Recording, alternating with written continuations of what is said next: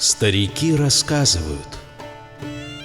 Давным-давно, когда еще по крымским степям ходили табуны диких лошадей, а горы дымились от множества кузнец железных мастеров, когда крымское лето было длинным и жгучим, как косы ногайской княжны, а зима короткой, как обида ребенка, когда люди еще слышали, как говорят друг с другом звезды над Аюдагом и понимали язык птиц и цветов, жили в одном селе 10 красавиц.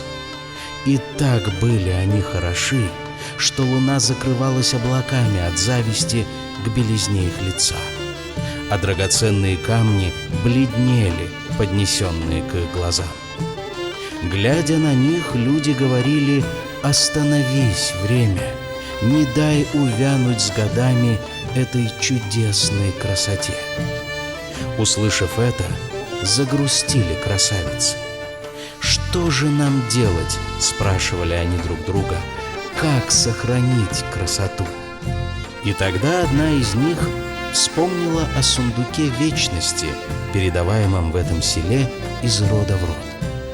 И красавицы решили: отдадим вечности то прекрасное, в чем хотела бы жить их душа.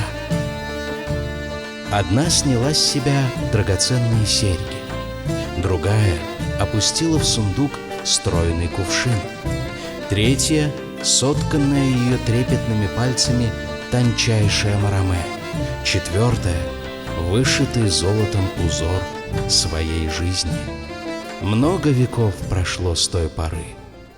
Люди перестали слышать разговор звезд и понимать язык птиц и цветов, но красота, сохраненная в сундуке вечности, осталась.